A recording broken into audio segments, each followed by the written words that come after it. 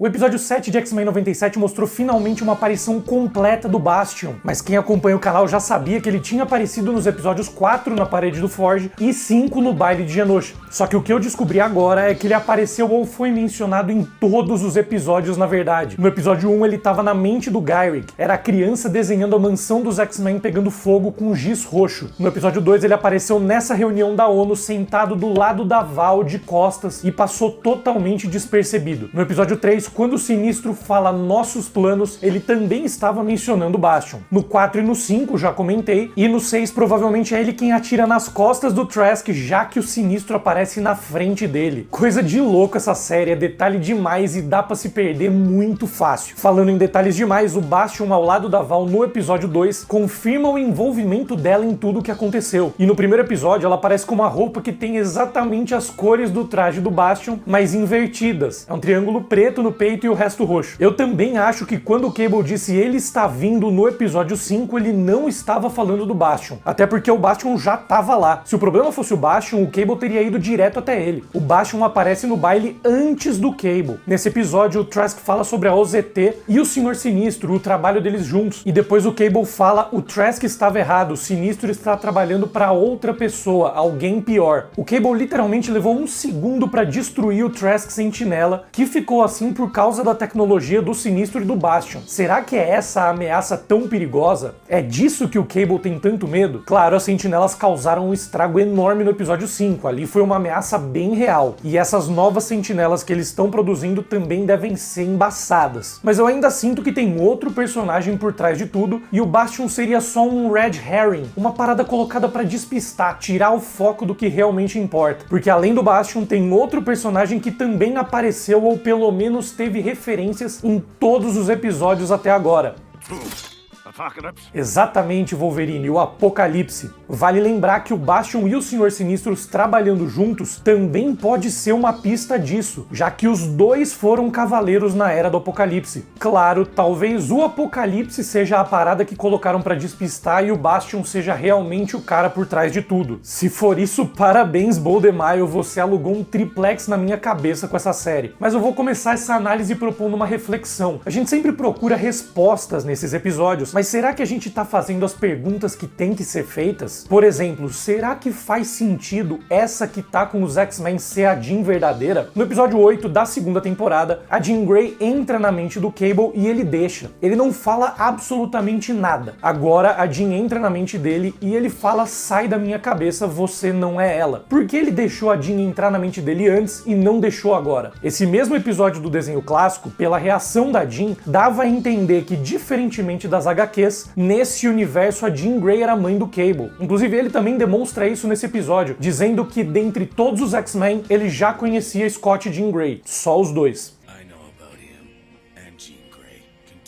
E a Jean Grey verdadeira já sabia quem era o Cable e quem eram os pais do Cable. Ela descobriu isso quando entrou na mente dele no episódio 8 da segunda temporada. A Madelyne no episódio 5 reconhece o Cable na hora. Se essa que está com os X-Men fosse realmente a Jean, será que ela teria ficado chocada como ficou nesse episódio ao invadir a mente dele e descobrir isso? A Jean verdadeira já sabia. Claro, essa Jean não tem todas as memórias, mas mesmo esse argumento não faz o menor sentido. Depois eu explico isso, mas aí entra um outro ponto. Independente das teorias estarem certas ou erradas, a gente sempre tem que se perguntar se o que a gente tá vendo e ouvindo faz sentido. Será que faz sentido a Madelyne Pryor ter todas as memórias da Jean e a Jean Grey verdadeira não? Faz sentido uma telepata com uma das mentes mais poderosas do mundo ter as memórias apagadas com tanta facilidade? Será que faz sentido a Jean Grey verdadeira dar uma bronca cabulosa no Scott por ciúmes minutos depois de beijar a boca do Wolverine? Isso condiz com a personalidade da personagem? Será que faz sentido o Scott ter uma ligação psíquica com a Madelyne, como foi demonstrado no episódio 5? De onde surgiu essa ligação? Será que faz sentido a Jean verdadeira invadir a mente do Scott nessa mesma cena do 5º episódio? Lembre que no 2º episódio, a Jean, ou Madelyne, a que morreu em Genosha, falou que não ia invadir a mente do Magneto porque era errado. I accessed Gyrick's mind for information.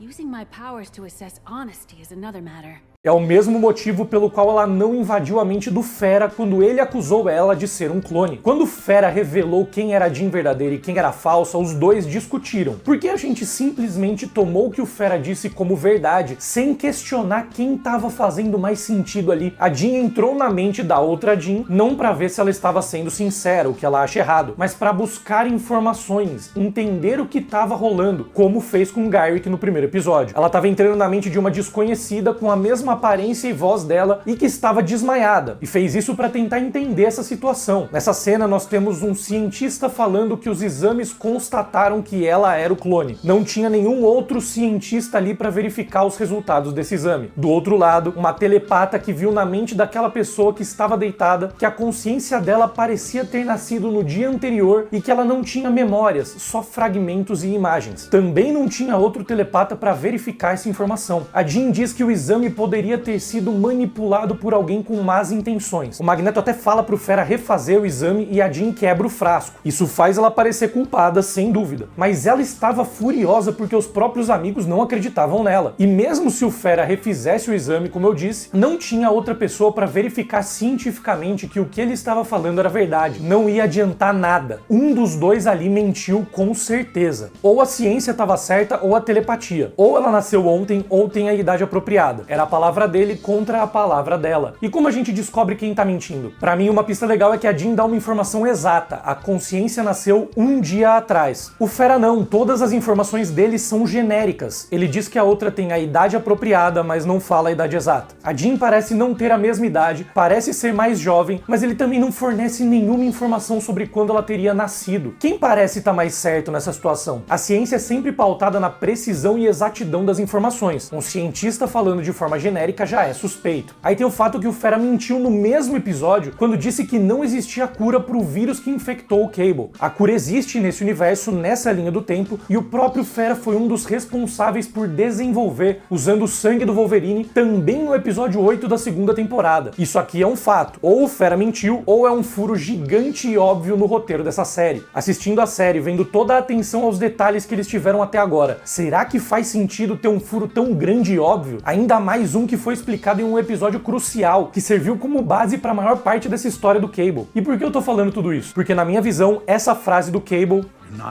é a Marvel dando a entender que essa não é Jean Grey. E também tem a abertura desse episódio que contribui com essa visão. Na abertura, Jean Grey aparece com o cabelo preso. Durante o episódio, ela não aparece com o cabelo preso em momento nenhum. Isso é importante porque nos primeiros episódios, quando a Jean estava com o cabelo preso e a Madelyne com o cabelo solto, a Jean Grey da abertura aparecia com o cabelo solto também. Ela só ficou de cabelo preso na abertura a partir do episódio 5, quando a Madelyne prendeu o cabelo em Genosha. A abertura parece estar contando pra gente quem é a Jean Grey verdadeira. Na minha visão, é por isso que não revelaram até agora quando as duas foram trocadas. Elas nunca tinham sido trocadas antes. Essa troca só deve ter acontecido no episódio 3 de X-Men 97. Supondo então que foi a Jean Grey quem morreu em Genosha. Eu imagino que é por isso que continuam mostrando a Jean Grey como Fênix em todas as aberturas de X-Men 97. Todos os personagens que apareceram na abertura até agora acabaram aparecendo na série depois disso. Os únicos personagens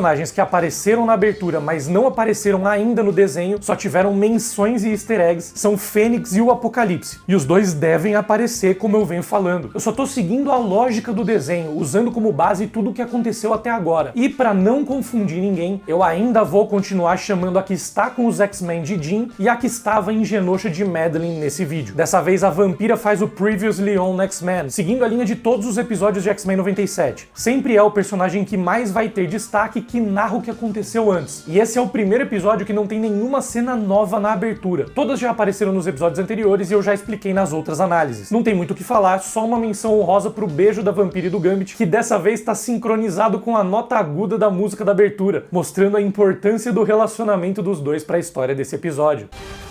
O nome do episódio é Bright Eyes, que vem da fala famosa da vampira pro Cable também no episódio 8 da segunda temporada. Tá vendo como é um episódio importante? O nome faz referência aos olhos brilhantes do próprio Cable. É legal lembrar que a mãe dele mencionou os olhos dele no episódio 5 e eles brilharam também no mesmo momento. Mas também pode ser uma referência aos olhos da vampira e de todos os X-Men na verdade. É uma referência ao estado que os olhos ficam brilhantes quando choramos, o que condiz totalmente com a história do episódio, que é sobre luto. E falando em luto, o episódio começa com o velório do Gambit. Algumas pessoas que atendem ao velório são da Liga dos Ladrões, antigo grupo de criminosos do qual o Gambit fazia parte em New Orleans. No velório aparece a bela Dona Bordeaux, a ex-noiva do Gambit e que era da guilda rival dos assassinos. Também aparece o irmão do Gambit, Robert LeBeau, e Pierre, outro membro da Liga. Nesse episódio que eles apareceram, Belladonna sequestrou o irmão do Gambit e Pierre chamou Remy LeBeau para resgatá-lo. Eles tinham que dar uma oferenda para uma deusa chamada External e Belladonna manipula a deusa para atacar a Liga dos Ladrões. Aí os X-Men tiveram que intervir e salvar os membros da antiga equipe do Gambit. Outra personagem que aparece na cena é a Aurora, que é uma personagem da Tropa Alpha, grupo de heróis mutantes canadenses. Ela não tem nenhuma ligação forte com o Gambit, mas o Wolverine já foi membro desse grupo canadense e no desenho ele acabou sendo sequestrado por eles no episódio 5 da segunda temporada, um episódio antes desse que eu comentei da Liga dos Ladrões. E é legal que o Wolverine parece estar toda hora olhando pro lado como se estivesse evitando contato visual com ela. O Noturno performa a cerimônia aqui. É legal lembrar que na primeira aparição dele no desenho clássico, Kurt Wagner trabalhava e vivia em um monastério. E também é legal o Noturno fazer a cerimônia, porque o Gambit foi um dos primeiros X-Men que ele conheceu, junto com a Vampira e o Wolverine, na primeira aparição dele na quarta temporada. E os três, na ocasião, protegeram Kurt de um ataque de perseguidores. Então o Gambit já era um herói no olhar do Noturno desde quando se conheceram. Só tem 4 pessoas carregando o caixão: Ciclope, Wolverine, Morfo e Fera. Provavelmente porque são mutantes com super força. Normalmente precisa de mais gente para carregar um caixão, né? E o Kurt fala do passado do Gambit como um ladrão. Ele usa várias metáforas de jogos de cartas, o que é maravilhoso. Noturno diz que Remy era atormentado pela vida criminosa e que ele já nasceu nesse meio. É legal que bem quando ele fala isso, a imagem corta pro irmão do Remy. Mas o Kurt fala que o passado obscuro do Gambit é o que fez dele um herói. É legal isso. Se o Gambit não tivesse vivido a vida que viveu, ele não teria tentado se redimir no fim e não teria conseguido parar o ataque das sentinelas. Vamos lembrar aqui que todos os mutantes sobreviventes só estão vivos por causa do Gambit e do sacrifício dele. Essa fala também ecoa a última frase que Xavier disse pro Gambit na despedida dos dois no último episódio do desenho. Gambit, how often must the scoundrel prove himself a hero before he believes it himself? Nessa cena, o Wolverine conforta Jubileu. Nas HQs, os dois têm um laço muito forte. Ele é um dos X-Men que mais se aproxima dela e acaba cuidando quase como uma figura paterna. A Jubileu pergunta por que ela não estava ali, se referindo, claro, à vampira. E o Logan fala que o luto é uma guerra solitária. Cada um sente o luto de uma maneira e lida de uma maneira diferente. É uma frase linda que conecta essa cena com a próxima, porque aí a vampira aparece sozinha e lidando com o luto de uma maneira diferente dos outros X-Men. Ela ataca uma base militar procurando por Garrick e Trask.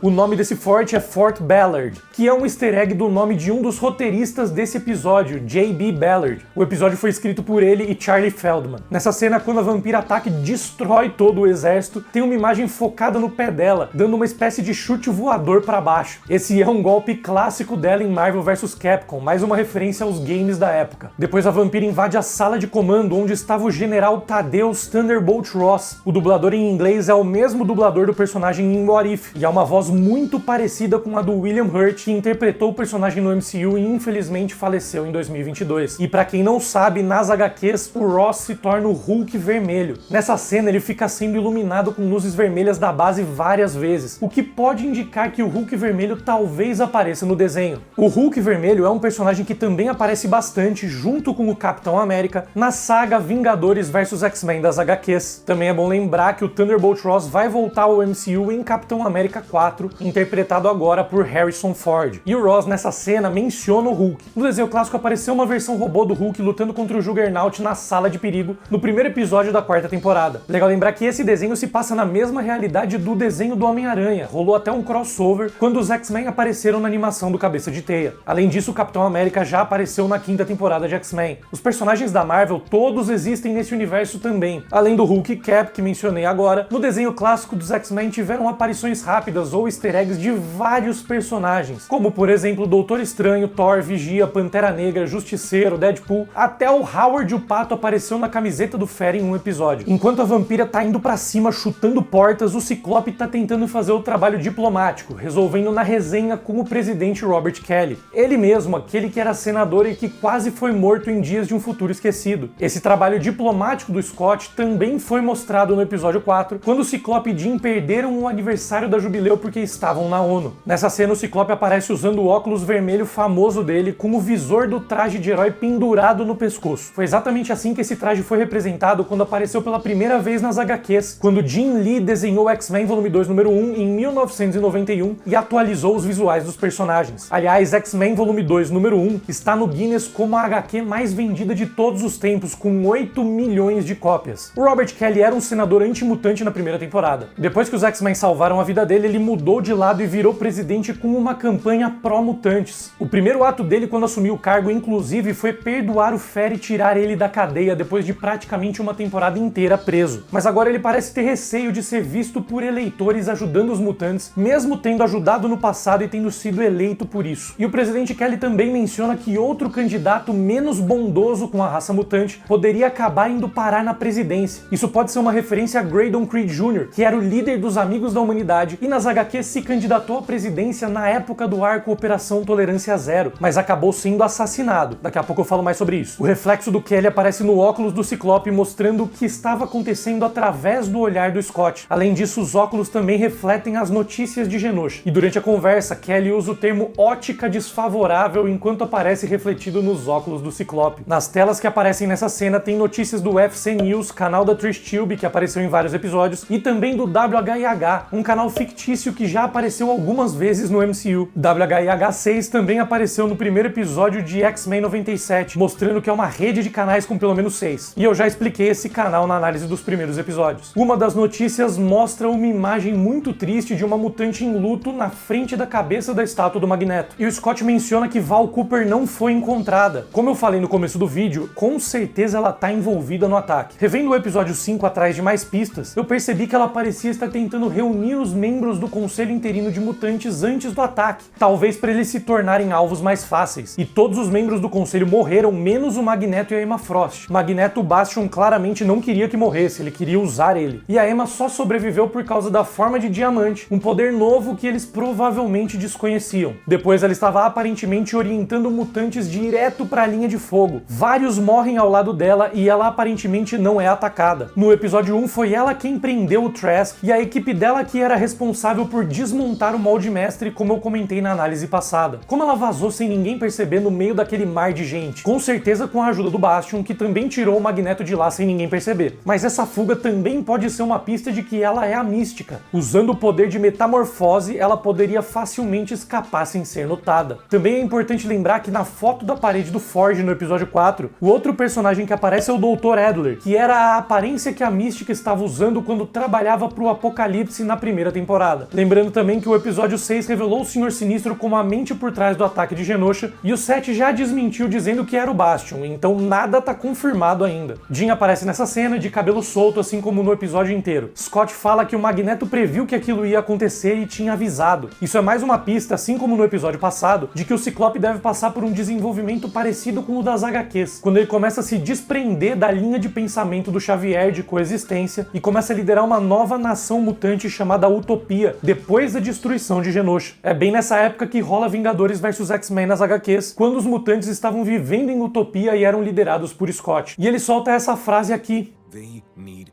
hope.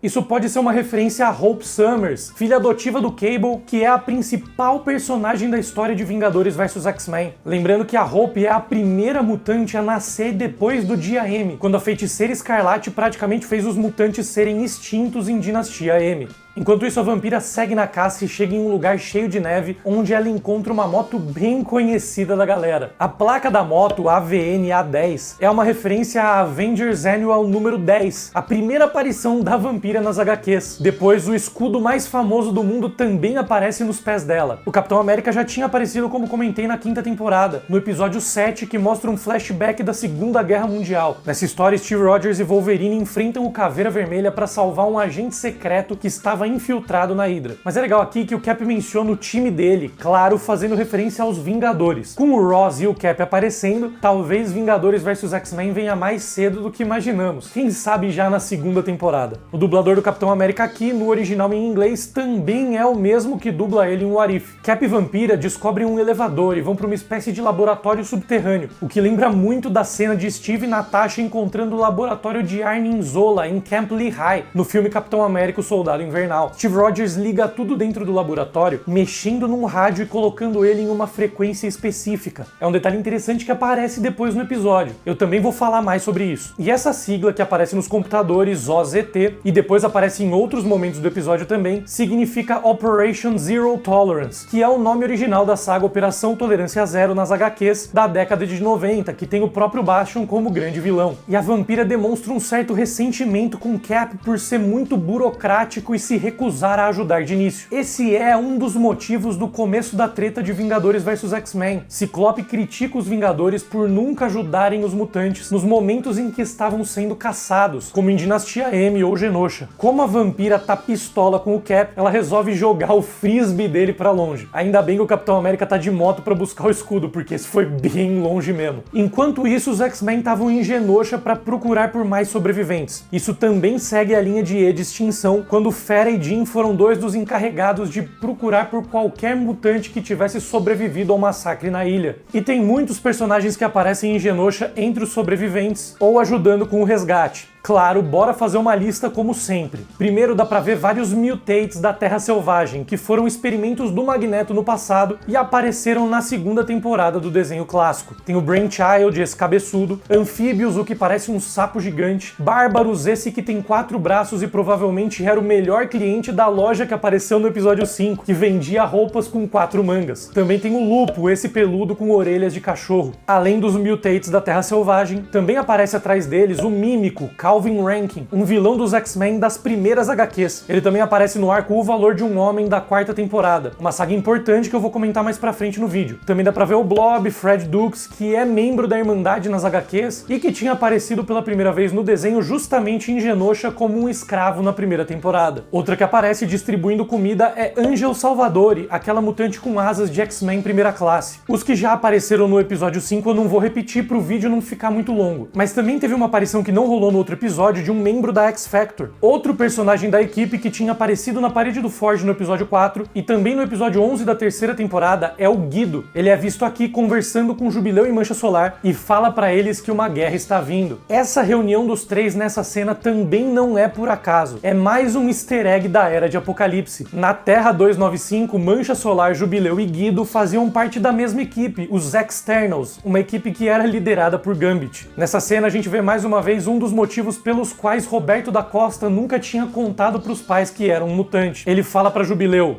Look what happens when we don't hide. Ele tem medo do que os humanos podem fazer com os mutantes quando descobrem que são diferentes. Ele tem medo de não aceitarem ele por ser quem ele é. Fera aparece conversando com uma personagem chamada Amelia. Essa é a Amelia Vought, que apareceu como membro dos Acólitos de Magneto no arco do Asteroide M na 4ª temporada. Mas essa aparição é legal também porque na análise do episódio 6 eu falei bastante sobre a saga Phalanx Covenant, do começo da 5ª temporada. E a Amelia Vought também aparece nesses episódios, ajudando Fera, Senhor Sinistro, Forge e Magneto a combater uma invasão alienígena. As cabeças das estátuas de Xavier e Magneto aparecem no chão. A de Charles está com o crânio cortado. Será que é uma pista de que Xavier vai morrer de verdade agora? E tem muros com velas e fotos homenageando as pessoas que desapareceram ou morreram nessa tragédia. Além de cartazes com os dizeres: nós sentimos a falta de vocês. Isso é semelhante às fotos do Muro dos Desaparecidos, pouco depois dos atentados de 11 de setembro em Nova York. O próprio Paul DeMaio, showrunner da série, já disse que 11 de setembro serviu como base para esse atentado de Genosha. Depois, Trish Tilby aparece para conversar com Fera, a mesma repórter que já apareceu várias vezes em X-Men 97 e também no último episódio do desenho clássico. Aqui a gente tem mais uma referência ao romance dos dois nas HQs, quando ela pega na mão dele e chama ele para conversar. E as falas do Fera aqui também podem estar revelando sutilmente que talvez ele não seja quem diz ser. Ele fala que Genosha foi a morte de um sonho, ele começa a discordar da visão do professor Xavier Xavier, dizendo que talvez o sonho de paz dele fosse equivocado e que implorar por tolerância teria sido um erro dos mutantes. Ele está cheio de rancor com os humanos, amargurado, e aqui ele dá pistas de que acredita numa retaliação e nessa guerra que está por vir. Fera também cita nessa cena Martin Luther King, dizendo que o tumulto é a linguagem dos que não são ouvidos. Depois, durante os resgates, Jean começa a ver imagens das pessoas que morreram. Crystal, Sebastian Shaw e Squid Boy aparecem nos momentos finais das vidas deles. A Emma também aparece pra gente lembrar que tinha uma telepata entre as vítimas, já dando uma pista prévia de que a telepata que a Jean encontrou mais tarde era ela. Nessa cena também aparecem os ratos que a Madeleine viu nas visões do episódio 5. Provavelmente eles estavam procurando por cadáveres para se alimentar, pesado. A gente também vê a Jean nessa cena refletida em um vidro quebrado, mostrando várias faces dela ao mesmo tempo. Isso me lembra do arco do Reino Subterrâneo do Senhor Sinistro, quando ele fez uma quantidade absurda de clones da Madeleine Pryor e usou eles para tentar roubar a Força Fênix dos X-Men. É uma saga que acontece ao mesmo tempo que Vingadores vs X-Men, aliás. Mas não, eu não tô falando que isso vai acontecer aqui, só que me lembrou esse arco mesmo. E falando em Fênix, Scott e Jean também falam sobre as mortes de Jean Grey. Scott fala que ela sempre voltou. Aqui, na minha visão, é mais uma frase pra despistar, pra gente continuar enxergando ela como Jean Grey. Porque se a gente pensar bem, até hoje não revelaram quando elas foram trocadas e quem foi a Fênix. Nem ela sabe se foi a Fênix ou não, se foi ela que morreu e voltou. Tem outro motivo na minha visão pra essa fala. Também pode estar preparando o terreno pros próximos episódios. Eu acho que a personagem que morreu aqui em Genosha é quem vai voltar como a Fênix ainda nessa temporada, e vai ser nesse momento que nós vamos descobrir de verdade qual é qual. Aí a Jean recebe uma mensagem telepática da Emma Frost. Emma também é interesse romântico do Scott nas HQs. Eles dois passam a se relacionar depois da segunda morte de Jean Grey, e antes disso eles já estavam tendo um casinho telepático nas HQs de Grant Morrison. A cena da Jean invadindo a mente do Scott para dar bronca nele e na Madeleine no episódio 5 fazia homenagem a esse período das HQs. Aí a Emma aparece na forma de diamante. Foi por isso que ela sobreviveu. É exatamente o que acontece nas HQs em E de Extinção. Nos quadrinhos ela é a única sobrevivente encontrada depois do massacre em Genosha e sobreviveu justamente por ter descoberto essa segunda mutação, esse segundo poder que ela não conhecia antes. Claro, ela é a única encontrada na missão de resgate, mas depois revelam que o Magneto também tinha sobrevivido quando ele e Charles Xavier passam a trabalhar juntos das ruínas de Genosha. No desenho parece que não vai ser bem assim. O Magneto deve voltar aos dias de vilão. E eu realmente torço pra Emma se juntar aos X-Men, assim como acontece nas HQs. Agora, sem o Sebastian Shaw e com o Clube do Inferno desfeito, ela tá sozinha e seria uma boa hora pra arrumar uma nova equipe. E a Emma faz piada dizendo que sempre se saiu bem sob pressão. Claro, essa é uma piada com diamantes que são forjados pela pressão. Scott levanta o visor pra enxugar as lágrimas, correndo o risco de disparar a rajada ótica dele acidentalmente. Ele tava perturbado nesse nível. A Jean se prepara pra consolar ele, mas os dois são interrompidos por uma chamada do Morph. Trask manda uma mensagem pros X-Men falando pra irem até Madripoor, e durante a mensagem ele solta o nome de um dos grandes arcos das HQs, o Massacre de Mutantes, quando os carrascos do Senhor Sinistro caçaram os Morlocks nos esgotos de Nova York. Jubileu e Roberto da Costa visitam a mãe dele pra finalmente contar que ele é um mutante. O número do prédio é 9782. Como eu sempre digo, nada é aleatório na Marvel. Esse número é uma referência à primeira aparição do Mancha Solar nas HQs, que aconteceu em Marvel Graphic Novel número 4, uma HQ que saiu no dia 7 de setembro do ano de 1982. Lembrando que nas datas os americanos colocam um mês antes do dia. Então, no modelo americano, a primeira aparição do Roberto da Costa foi em 9/7/82. O mordomo deixa claro que os dois podem beber apenas drinks não alcoólicos. O episódio 4 se passava no aniversário de 18 anos da Jubileu, mas nos Estados Unidos só é permitido beber a partir dos 21. O Mancha Solar é brasileiro, mas a família vive nos Estados Unidos. A música que a mãe dele tá ouvindo chama Sozinho, escrita por Fabian Bermant e Johanna Luciani. É uma música em português, mas não é escrita por brasileiros e faz parte de uma coletânea de bossa nova. Foi muito difícil achar, inclusive, nem no Spotify ela tá. Mas é uma música que fala de solidão. O trecho cantado nessa cena diz: "E se fosse por mim, eu ficaria sozinho, na minha árvore, nunca saindo." O Roberto conta pra mãe que é um mutante e ela diz que já sabia por conta de incidentes do passado. Mas o que é importante de reparar aqui é que primeiro ela parece toda boazinha, aceitando totalmente o fato dele ser mutante, mas ao longo da conversa a gente percebe que na verdade é uma aceitação parcial. Ela fala que teriam que manter isso em segredo, que os acionistas da empresa não podiam descobrir. Era exatamente o que o Roberto temia, não ser aceito. É uma metáfora do preconceito velado, uma maneira de mostrar como como os humanos se sentem, na maioria dos casos, em relação aos mutantes nesse universo. Alguns até dizem aceitar os mutantes, mas essas palavras são transformadas em mentiras pelas ações deles. Aceitam, mas só até um certo ponto. Aceitam desde que estejam escondidos, que não venham a público. Tudo nessa cena mostra que as preocupações do Mancha Solar eram genuínas. Vampira aparece indo pro México e ela passa por uma famosa estátua chamada Anjo da Independência, que realmente existe na cidade do México. E no fundo aparece a lua cheia, o que pode indicar que o episódio 6 na verdade se passa ao mesmo tempo que esse e não que o episódio 5, como eu tava achando anteriormente. No Rancho do Forge também era lua cheia no episódio passado. Se tivesse passado uma semana desde aquilo, a lua já estaria na fase minguante. Vampira encontra o Garrick estudando borboletas no México. E a música que o Garrick tá ouvindo nessa cena é da ópera Madame Butterfly, de Giacomo Puccini. Essa ópera é sobre preconceito, abuso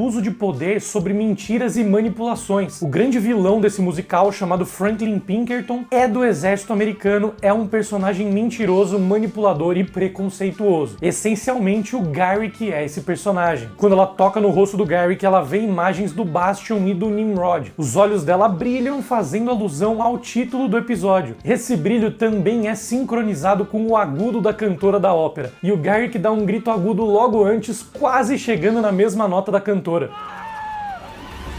Depois de um tempo, a vampira aparece do nada desacordada na rua e é encontrada pelos X-Men. Como os X-Men encontraram ela de repente? É outra pergunta que tem que ser feita. Eu só consigo ver duas opções plausíveis para essa cena. Ou ela desmaiou e os guardas simplesmente jogaram ela na rua, ou ela ficou meio perturbada com as imagens da mente do Garrick e saiu por aí atormentada até desmaiar. Mas como os X-Men encontraram ela, sinceramente eu não sei. Dá a impressão de que tinha alguma outra cena entre essas duas e foi cortada. Noturno relembra que os dois são irmãos, já que ele é filho da Mística e Vampira foi adotada por ela. Todo esse diálogo acontece bem ao lado de um monumento aos mortos, o que faz a Vampira lembrar do Gambit e em um momento catártico desabar em lágrimas. Toda essa celebração aos mortos faz parecer que isso acontece no Dia de los Muertos, o feriado mais tradicional do México, em 2 de novembro. Lilandra tinha falado no episódio passado que fazia um ano que tinham resgatado Charles Xavier na Terra, e a data do certificado de óbito dele no primeiro episódio é 11 de novembro de 1996. Então tudo indica que os anos no planeta dos Shi'ar têm a mesma duração da Terra e a série se passa entre outubro e novembro de 1997. Isso também ecoa a frase do presidente Kelly sobre outro candidato. 1997 foi ano de eleições nos Estados Unidos e elas aconteceram no dia 4 de novembro. Talvez role a eleição de um candidato anti-mutantes, como um Graydon Creed Jr. da vida nos próximos episódios. Ou talvez o Bastion manipule o Magneto para matar Graydon Creed durante as eleições, causando uma revolta da humanidade contra os mutantes. Lembrando que a morte de Creed foi o que causou a Operação Tolerância Zero nas HQs. Noturno também diz que a vampira não causou as mortes de Gambit e Magneto. Ela ajudou os dois a viver, o que eu achei profundo e bonito demais. Enquanto isso, Bastion aparece para matar o Garrick. Isso segue a linha dos pensamentos do Molde Mestre na primeira temporada, quando traiu Bolivar Trask. Ele via os mutantes e humanos como seres iguais e pretendia matar todos, para transformar tudo na Terra em robôs. Também é a mesma linha de raciocínio do Ultron em Era de Ultron. Nessa cena, a música que estava tocando era o Dueto das Flores, da ópera chamada Lakme. A letra fala sobre um mundo florido, uma primavera com rios correntes, ondas brilhantes e pássaros cantando. Basicamente uma utopia. Garrick provavelmente pensa que estavam chegando perto dessa utopia ao exterminar os mutantes, mas o Bastion causa interferência no rádio e muda a música para Flying Purple People Eater, o mesmo som que toca no fim do episódio no vinil, enquanto o vilão faz a barba do Magneto. Já já eu falo mais sobre essa música específica também, mas essa interferência lembra o Cap ativando o laboratório. Talvez essas frequências sonoras tenham a ver com o funcionamento dessa tecnologia do Bastion. Pode ser por isso que o Cable manda parar a música no episódio 5. A música talvez seja o sinal para sentinelas atacarem. Nessa cena o Garrick fala que tudo aconteceu exatamente como o Bastion sonhou. Isso é porque o Bastion é do futuro e, em teoria, ele sabe como as coisas vão acontecer. Assim como o Cable, que volta no tempo para tentar impedir essa catástrofe. É provável que Bastion tenha mostrado pro Gyrick o que ia acontecer, entrando em contato com a mente dele. Por isso que a Madeleine viu aquelas imagens na mente do Gyrick no episódio 1, e também por isso a vampira viu Bastion e Nimrod na mente do Gyrick nesse episódio. Aí chegamos em Madripoor. Pra quem não sabe, Madripoor é uma ilha fictícia dos quadrinhos da Marvel, que fica localizada no sudeste asiático e é basicamente uma terra sem lei, onde os maiores criminosos do universo da Marvel frequentemente se escondem. O Wolverine é um personagem que tem ligações fortes com essa ilha. Ele costumava se infiltrar nesse submundo para combater o crime, especialmente na fase que ele passou a ser chamado de Caolho e usava um terno branco com tapa-olho nas HQs. Madripoor também já apareceu no MCU na série Falcão e Soldado Invernal. E em Madripoor dá pra ver vários outdoors interessantes. A maioria também apareceu no primeiro episódio na Times Square e eu já expliquei na análise dos episódios 1 e 2. É o caso de Coca-Cola, refrigerante das HQs do Homem de Ferro, Vista Corp e Ashida, também tem da Costa, da empresa da família do Mancha Solar, um outdoor das indústrias Stark, todos esses já tinham aparecido. Mas bora falar dos novos, né? Um painel mostra notícias de Genosha dizendo que a busca por sobreviventes continua. Tem um que faz propaganda de um café excelente por 99 centavos e para fazer essas análises eu tô precisando muito do contato dessa empresa, desse cafezinho barato. Tem um outdoor de um foguete também que deve ser uma referência ao ônibus espacial Columbia STS-87. Teve uma missão nesse foguete em 1997 e o lançamento dele para o espaço foi no dia 19 de novembro, então seria daqui umas 2 semanas na linha do tempo da série. E tem outro outdoor que aparece 2 vezes, primeiro bem rápido quando os X-Men estão chegando, sobrevoando a ilha, e depois no meio da batalha com mais destaque. Ele diz: "A grand return to the stage", um grande retorno aos palcos. Isso aqui pode significar qualquer coisa, pra ser sincero. Pode ser o retorno do desenho dos X-Men depois de quase 30 anos, pode ser retorno do Cable nesse episódio, retorno do Xavier à Terra, volta da Tempestade ao time, pode ser uma pista de algum outro retorno possível que vai acontecer em breve, talvez da Fênix ressuscitando a versão da Jean que morreu em Genosha. Mas eu também preciso comentar que A, só a letra A maiúscula, era como o Apocalipse era chamado durante a saga de Krakoa. Então essa frase pode significar, na verdade, grande retorno do A aos palcos.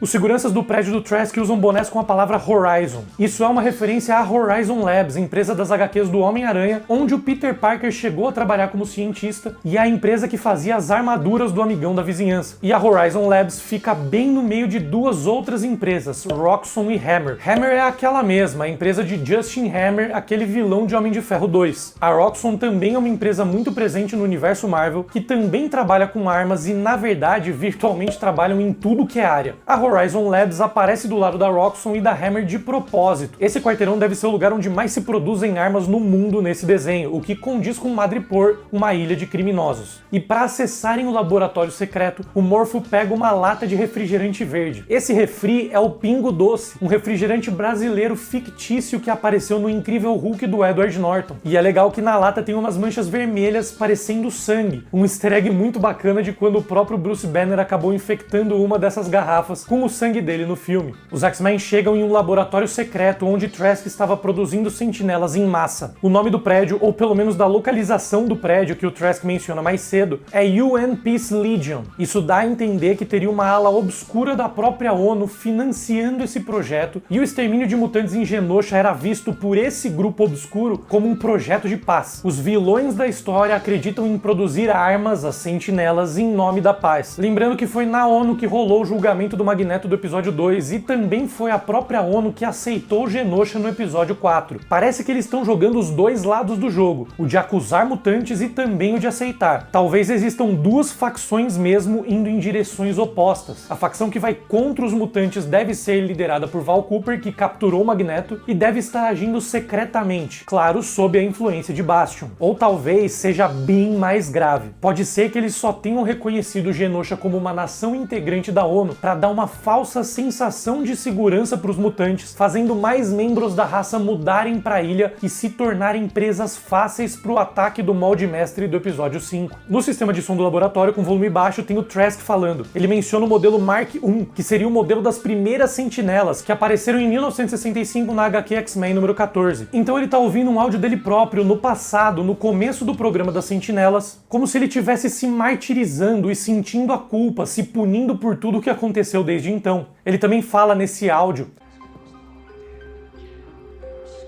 Isaac Asimov foi um escritor e bioquímico norte-americano, autor de obras de ficção científica e divulgação científica. Ele escreveu as 3 leis da robótica, e a primeira lei era que um robô não pode ferir um humano ou permitir que um humano fosse ferido sem protegê-lo. Então no passado, Trask estava claramente discordando dessa lei e dizendo que as sentinelas não podiam seguir essa regra. Deu no que deu. E na primeira temporada, o próprio Molde Mestre já não seguia essa lei mesmo. Ele queria remover o cérebro do então senador Robert Kelly e trocar por um computador. O Fera fala que a tecnologia daquele laboratório está anos-luz à frente da tecnologia do mundo atual. Uma referência ao fato de que o Bastion é basicamente o Nimrod, aquela super sentinela do futuro do Bishop. Eu já vou explicar melhor isso aqui. Mas isso indica que o Bastion provavelmente levou tecnologia do futuro para 1997. Se for o caso, provavelmente ele está gerando um loop, um paradoxo do avô. O Bastion leva a tecnologia futurista para o passado, Trask usa essa tecnologia para criar as sentinelas avançadas, que depois iam resultar na criação do Nimrod, que se torna o Bastion e leva a tecnologia futurista para o passado. Esses loops temporais, o paradoxo do avô, são o grande tema da saga do multiverso, e eu falei bastante sobre isso nas minhas análises da segunda temporada de Loki. E esse loop do Bastion aparentemente fica acontecendo de novo e de novo e de novo. Por isso o Cable fala...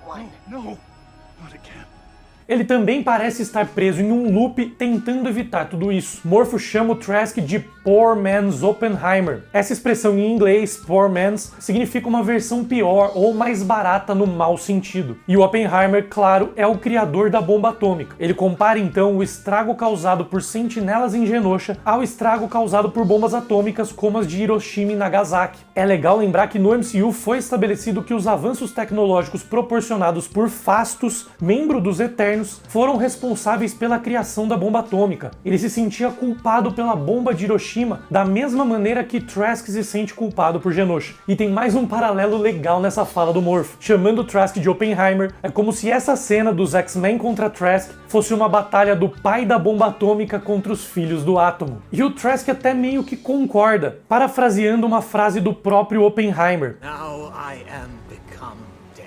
Ele falar que virou a morte aqui me fez pensar, claro, nos Cavaleiros da Morte de Apocalipse. Não acho que o Trask vai ser um cavaleiro, até porque ele parece ter sido destruído pelo Cable no fim do episódio. Mas o visual dele, quando vira uma sentinela humana, com os olhos brilhantes e pele acinzentada, lembra o Gambit quando virou o Cavaleiro da Morte nas HQs, e também a Tempestade quando virou Cavaleira na Terra 295, na HQ Uncanny X-Force número 13, que eu mencionei bastante na análise do episódio passado. Claro, esse visual também é bem parecido com o das Prime Sentinels das HQs, que são os humanos que o Bastion transforma em sentinelas, em máquinas mortíferas caçadoras de mutantes. Mas Bolivar Trask fala que virou a morte e logo depois tenta se matar. A vampira segura ele atrás de informações e depois mata ele friamente. Aí o Morpho pergunta se era isso que os X-Men eram agora. O massacre de Genosha fez todos eles se questionarem, fez todos eles refletirem se a paz realmente era uma opção viável ou se não passava de um sonho. Esse questionamento é refletido nas ações da vampira aqui e na própria fala do Fera para Trish Tilby. O próprio Wolverine fala que a vampira só fez o que todos ali queriam fazer. É legal lembrar que no primeiro episódio, o Wolverine queria mandar o Trask pra ONU em pedaços. Então a vampira realmente fez o que ele já queria fazer. E nenhum deles parece se importar tanto ali, a não ser o Morpho. O Ciclope até faz uma cara de desaprovação, mas não rola nenhuma bronca nem nada. E ele sempre é o cara que dá lição de moral e bronca quando os X-Men não seguem as regras. A mentalidade deles está mudando e está sendo forjada por tragédias. Eles eram heróis, agora estão se tornando soldados e a guerra está prestes a chegar. Mas no fim eu acredito que isso vai ser passageiro e eles vão perceber que o sonho de paz é a única opção possível, mesmo que pareça difícil de alcançar. Aí começa a treta. Quando o Noturno salva a vampira depois da explosão, um detalhe legal é que ele enrola o rabo nela, para garantir que ela não ia escapar dos braços dele. O Morpho se transforma no Mercúrio, filho do Magneto que apareceu no desenho clássico em alguns episódios. Mas aqui ele consegue replicar até os poderes do Mercúrio. Ele conseguir voar se transformando no anjo faz sentido por causa das asas. Aumentar a resistência se transformando no Colossus também, já que ele fica com a pele de metal. Mas replicar a super velocidade do Mercúrio é algo mais difícil de fazer, né? Esse é um poder que ele não tem nas HQs. Ele pode replicar qualquer aparência, voz, até roupas e materiais como metal, mas não os poderes de outros personagens. No desenho definiram que ele também pode replicar habilidades físicas, como velocidade e força, mas não poderes como o do Ciclope ou poderes de telepatia. Aí o Trask joga o Ciclope Ciclope no chão e chama ele de órfão. Isso é interessante. Chamar o Scott de órfão aqui é algo que o Senhor Sinistro faria, não o Bolivar Trask. Nas HQs era o Senhor Sinistro que comandava o orfanato onde o Scott cresceu e ele secretamente coletou o DNA do Ciclope para fazer experimentos. Isso me faz pensar no envolvimento do Senhor Sinistro na programação dessas sentinelas humanas. Provavelmente ele foi quem fez o trabalho braçal ali, na parceria dele com o Bastion, ele quem programou as sentinelas, e isso pode ser importante pro futuro.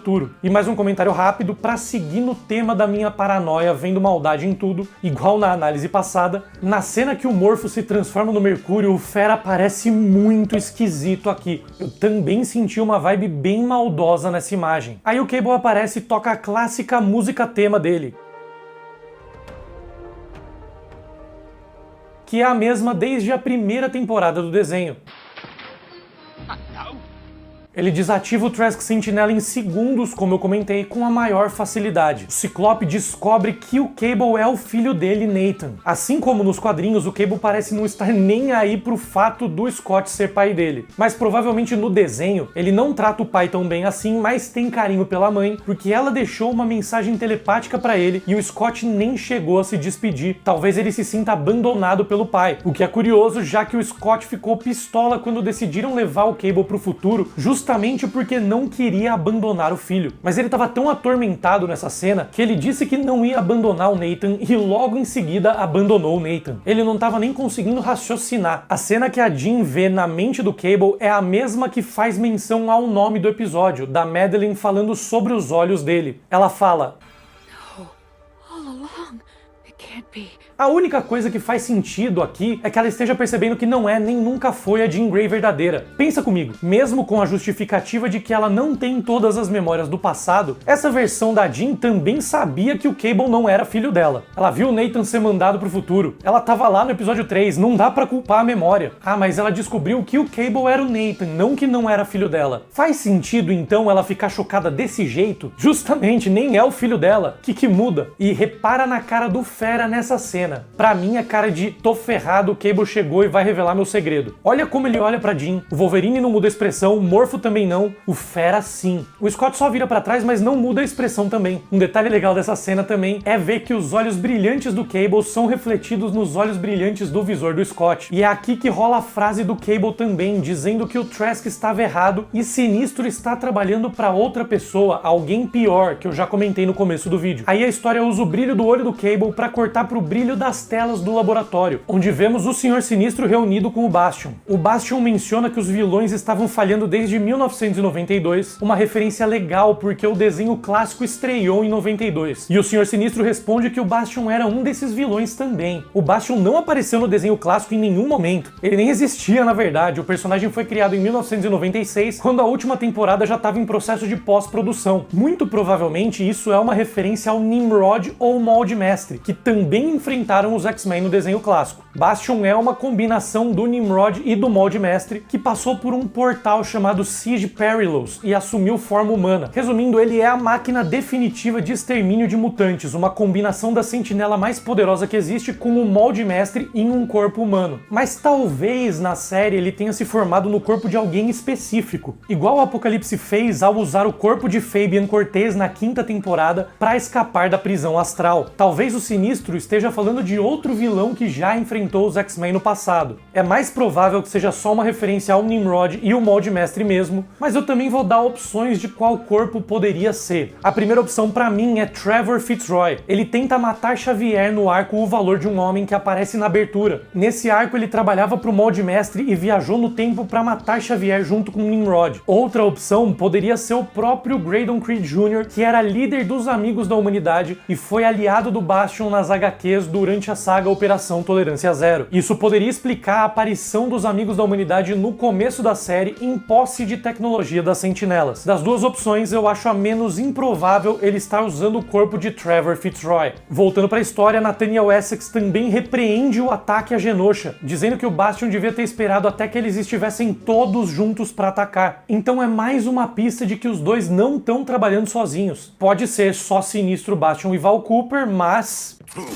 A O Bastion hackeou satélites e descobriu que o Professor Xavier está vivo. Nas telas aparecem cenas do episódio 6. Essa cena mostra que eles realmente achavam que o Charles estava morto, o que segue a linha da fala do Senhor Sinistro no episódio 3, chamando os X-Men de órfãos de Xavier. E isso mostra também que provavelmente foram os dois que mandaram o Garrick tentar assassinar o Xavier no último episódio do desenho clássico, uma possibilidade que eu tinha comentado na análise passada. Aí o Bastion diz que os mutantes estavam vendendo uma mentira enorme pro mundo, a morte de Xavier. E ele também estava. A mentira dele é que o Magneto morreu, claro. Ele tá devolvendo na mesma moeda. Bastion controla as sentinelas. Ele fez elas falarem que o Magneto tinha sido eliminado depois do ataque para causar revolta nos mutantes que seguiam o mestre do magnetismo. Mas essa discussão dos dois pode ter mostrado um possível racha no elenco. Será que o Sinistro vai se voltar contra o Bastion? Se ele teve todo esse envolvimento na programação das sentinelas, como eu comentei na cena do Trask, ele pode ir pra cima com tudo. E no fim do episódio revelam que o Magneto tá vivo. Era meio óbvio, né? Eu sempre faço questão de lembrar da regra da Marvel aqui, sem corpo, sem morte. É importante reparar que o Magneto tá usando um colar inibidor nessa cena, como o que o Forge tava usando no episódio 4, ou o que os amigos da humanidade usam no Mancha Solar no episódio 1. E o Bastion está usando uma lâmina de metal para fazer a barba do Magneto, o que é uma tortura mais pesada ainda, porque com o colar o Magneto não consegue controlar nem uma pequena lâmina. Essa parada de fazer a barba como tortura pode ser uma referência a Nikolaus Geist, um personagem das HQs da Marvel, um cientista nazista que adorava torturar os outros fazendo a barba deles, tanto que até chegou a trocar um dos braços dele por uma lâmina. É um personagem que já enfrentou o Capitão América algumas vezes e que foi assassinado por Magneto em Madripoor nas HQs. Será que pode ser uma pista que o Magneto vai matar o Bastion? E falando em ligação com o nazismo, essa barbearia, aparentemente em um país tropical, também lembra a série Agentes da S.H.I.E.L.D., uma série em que a Hydra tinha uma base secreta que era acessada por uma barbearia em Cuba. E como eu comentei no começo do vídeo sobre o Bastion e o Apocalipse aparecerem ou serem mencionados em todos os episódios, também tem outra coisa que aconteceu em todos. Todos os episódios lembraram a gente que o Magneto era um vilão. No primeiro episódio ele aparece como vilão na simulação da Sala de Perigo. No segundo episódio ele é julgado pelos crimes do passado e chega a ameaçar os juízes e o executor. No terceiro episódio a Rainha dos Duendes fala pro Magneto que ele era um vilão fazendo de conta que era herói. No quarto episódio ele é o chefão do jogo do Motendo. No episódio 5 também somos lembrados do passado dele como vilão na Terra Selvagem, quando a vampira fala sobre os demônios que atormentavam ele. E no episódio 6, quando o Gladiador fala que o idealismo era um sinal de insanidade, o Xavier fala que Magneto concordaria com ele. Então ele deve mesmo voltar aos velhos tempos, de roupa vermelha, capacete, atacando geral. E o Bastion ouve The Purple People Eater, música de Sheb Woolley, a mesma música que toca quando ele mata o Garrick. É uma música sobre um ser roxo que devora pessoas. O Bastion e as sentinelas também usam roxo e o objetivo deles é o mesmo do tal devorador de pessoas mencionado na música. Ele quer erradicar os mutantes da face da Terra, mas pela cena com o Garrick, ele também demonstra que quer erradicar os humanos e não só os mutantes. O discurso do Bastion é cheio de duplo sentido. Ele fala sobre aplicar calor na pele para facilitar o barbear, a eliminação dos pelos, mas essa frase também significa basicamente tacar fogo no mundo para eliminar os mutantes. Talvez até signifique aplicar calor ao Magneto para manipular ele e colocar ele para servir aos objetivos do Bastion. A última frase dele, "Você nasceu para isso", é muito cruel pro Magneto. Ele nasceu mutante e sempre se viu como um protetor da espécie. E o Bastion aqui tá falando que o Magneto nasceu para ser o causador da desgraça em Genosha, o responsável pela ruína da espécie. Talvez até que o Magneto tenha nascido para servir como um fantoche de Bastion. E agora vai começar a guerra. Tolerância à Extinção, partes 1, 2 e 3 são os próximos episódios. Paul DeMaio, o showrunner da série, falou que é importante rever o arco da quarta temporada, chamado O Valor de um Homem, para esses episódios. É o arco que Nimrod e Trevor Fitzroy viajam no tempo para matar Xavier e impedir a formação dos X-Men. E também é o arco que serviu de inspiração para a Era de Apocalipse das HQs. Foi daí, desse episódio do desenho, que surgiu a ideia. Então reveja os episódios 9 e 10 da quarta temporada do desenho clássico e se prepare, porque agora o bicho vai pegar. Para ver mais análises completas de todos os episódios de X-Men 97 iguais a essa, é só clicar nessa playlist aqui do lado e conferir. Valeu, valeu, um grande beijo e até a próxima.